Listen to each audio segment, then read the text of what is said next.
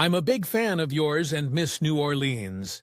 These honors brought her to the attention of talent scouts and opened the doors to a modeling career, which eventually led to Hollywood.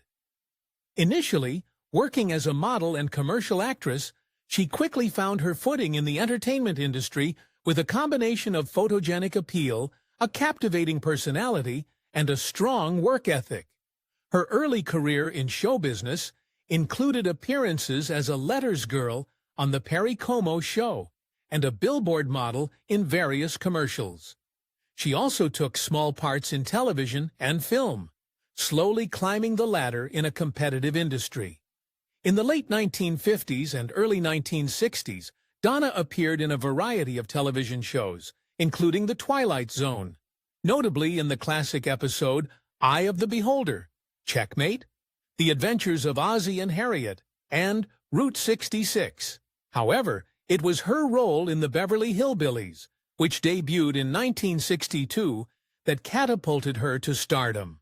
The series, chronicling the story of a backwoods family that strikes oil and moves to Beverly Hills, became an instant hit and remained one of the top-rated shows throughout its 9-season run.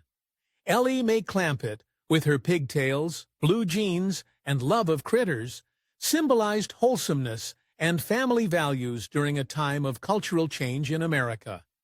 Despite the immense popularity of the Beverly Hillbillies, Donna Douglas found herself typecast after the show ended in 1971. She made a few film appearances, including Frankie and Johnny, 1966, alongside Elvis Presley, where her performance was praised and highlighted her ability to take on a leading role opposite the legendary musician. Yet she never regained the level of fame she had as Ellie May. Rather than struggling against this typecasting, Donna embraced the role that had made her famous. She remained grateful to fans throughout her life, and often said she was proud to have portrayed a character that was admired for her goodness, innocence, and love for animals. Outside of acting, Donna Douglas pursued several other passions.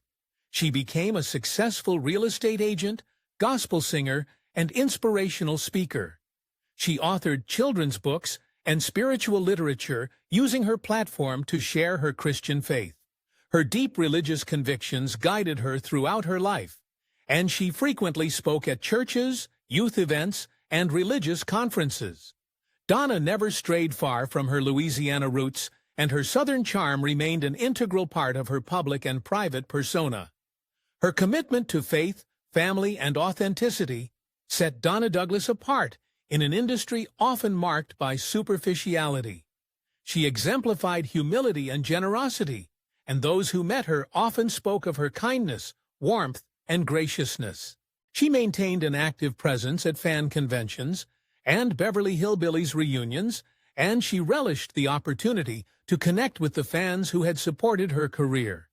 In many ways, she remained Ellie May at heart, a lover of animals, nature, and the simple joys of life.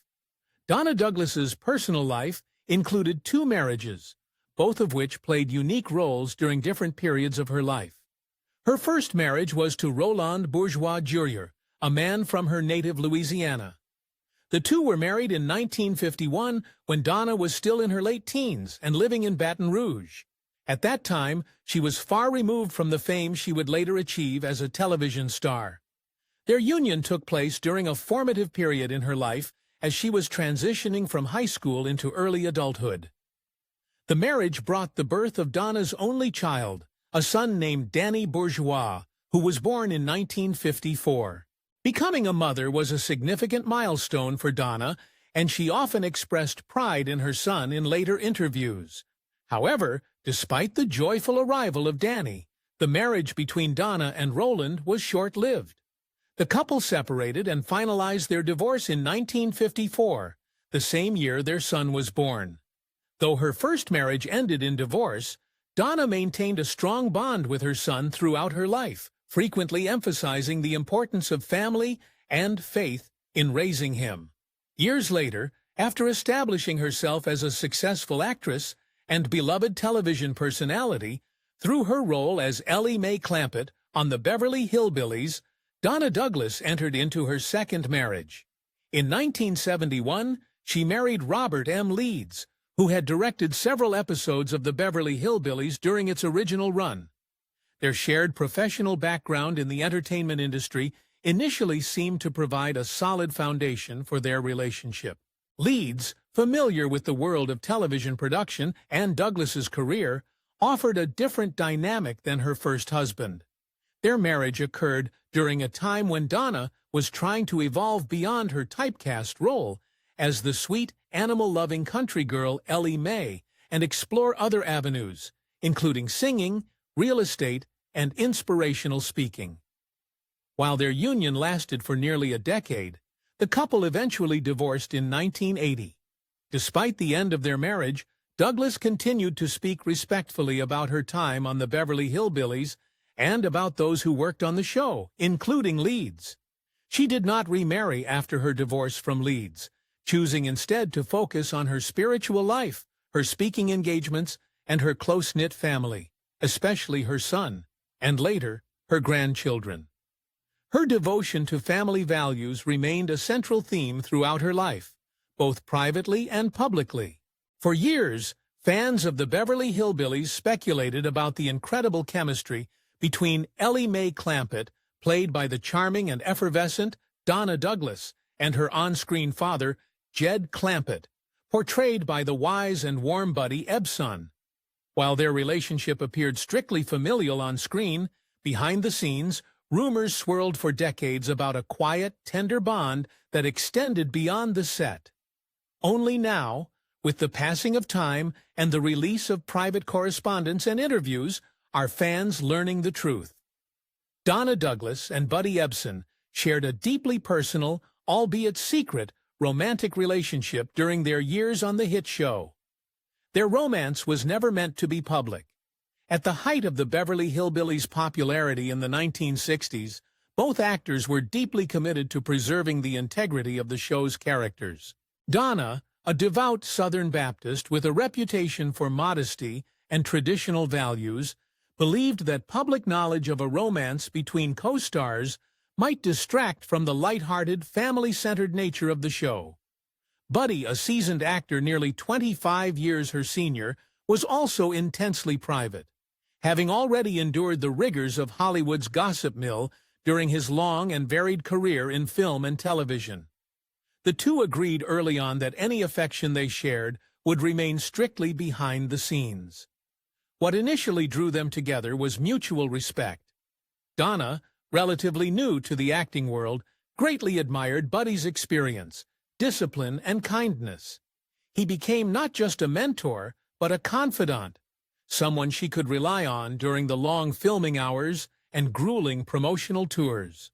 Buddy, on the other hand, was captivated by Donna's sincerity, her gentleness, and her unwavering optimism. In an industry often dominated by egos and ambition, Donna stood out for her humility and grace.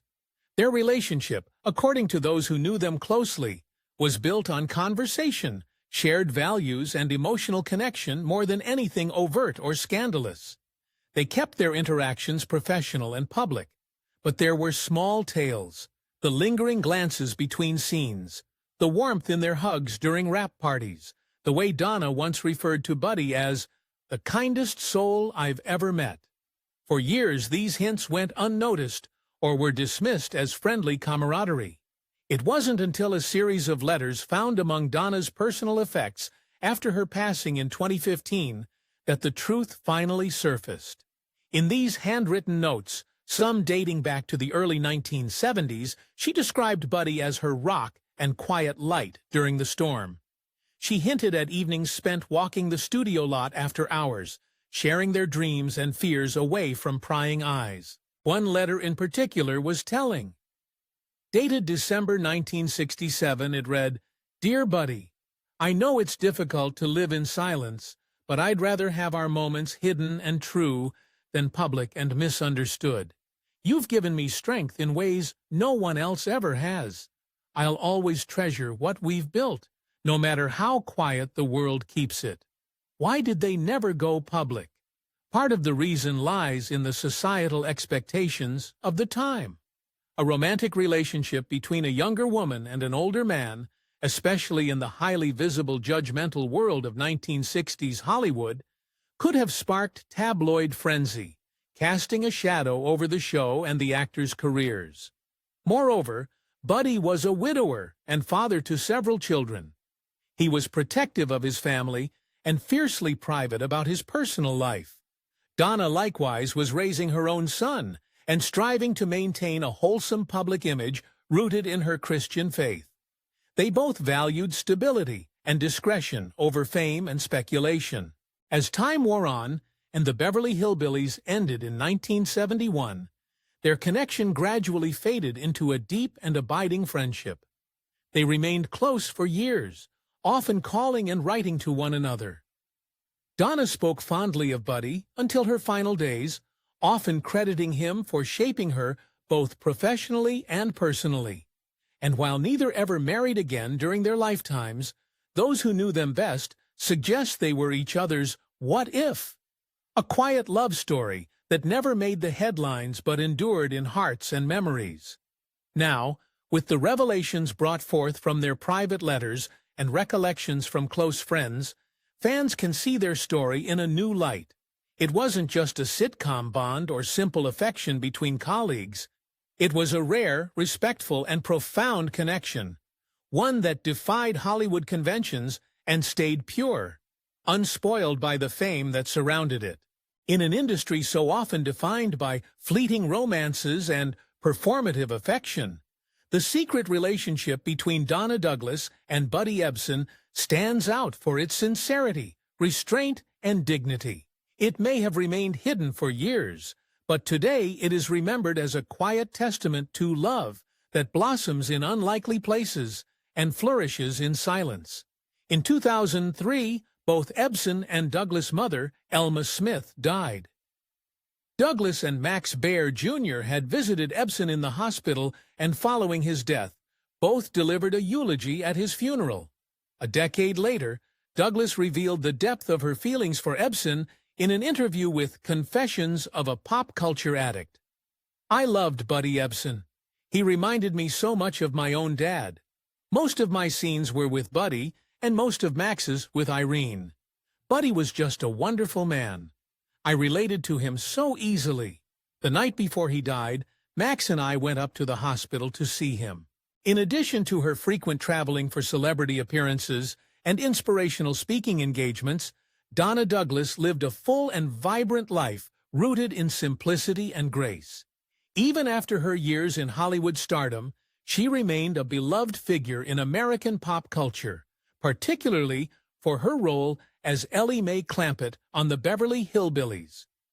Douglas embraced opportunities to travel across the United States, often attending fan conventions, church events, and television nostalgia gatherings where she would interact warmly with her admirers.